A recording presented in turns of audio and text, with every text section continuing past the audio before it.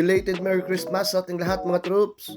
So ayun nga, dahil bait-baitan tayo sa trabaho kaya pinayagan ako magkaroon ng 5 days off. Kaya naisipan ko na sa Calgary magpasko. Siyempre, para kasama ang mga kapamilya para hindi rin boring kasi dito sa bahay kita nyo naman sobrang boring, ako na lang mag-isa. May mga kaibigan din naman ako dito pero siyempre iba pa rin pagkasama pamilya. Ayun mga troops, nandito na ako sa airport ng Kamloops. Pa-departure na para punta na sa Calgary. So ayun mga troops, nandito na ako sa loob ng airport ng Kamloops. Ayan, maliit lang oh. Mas malaki pa nga siguro yung airport ng Tacloban.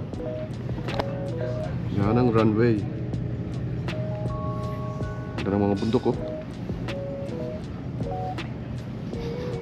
Tapos ayan pala yung eroplano sasakyan ko, maliit lang. Domestic lang, tapos hindi na ako nakapag-video. Ayan may nakalagay na no cellphone allowed. Tapos ito, dito na ako nakapag-video nung malapit na kami lumapag sa Calgary. Grabe, dito pa lang sa taas, ang laki, ang ganda na ng Calgary. Tapos ilang saglit lang, eto na, papalapag na kaagad. Bale mga 7:40 na to ng gabi. Kasi medyo nagkaroon pa ng delay doon sa Kamloops. Tapos ayun na, eto na, touchdown uli Calgary. It's nice to be back. Tapos hanapin ko na lang dito kung nasaan ang exit kasi hinihintay na ako ng pinsan ko na sumundo sa akin. Tapos hindi ko na pala na video yung pagpunta ko pa doon sa bahay ng tito ko.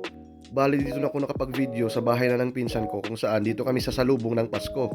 Kunting salo-salo lang naman, picture-picture, tapos syempre bigayan ng mga regalo, grabe pala dito. Damang-dama talaga ang Pasko.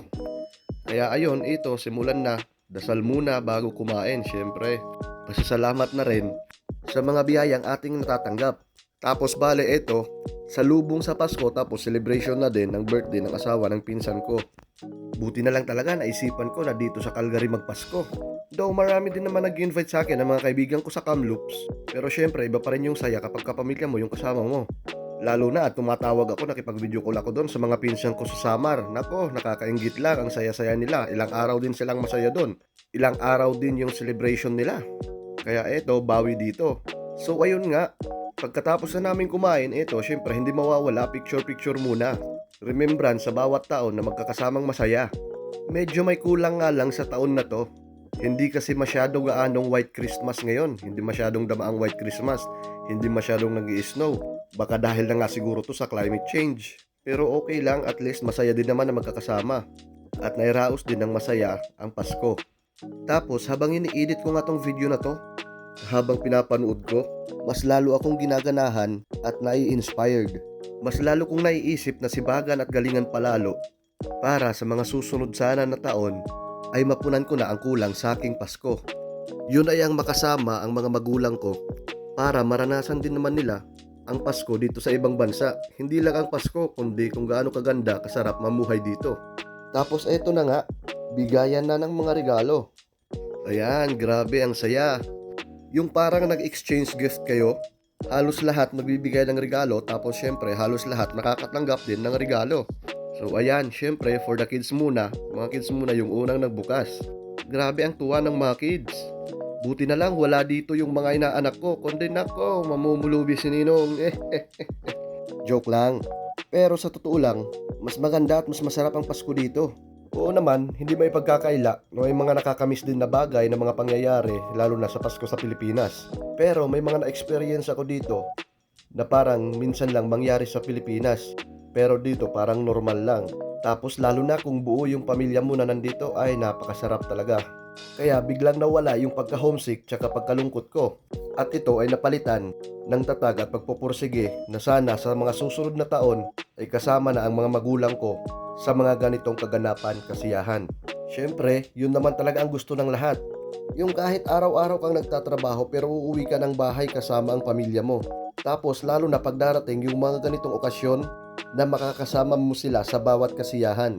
Oo, masaya din naman yung selebrasyon nila sa Pilipinas at nakakamiss nga yun.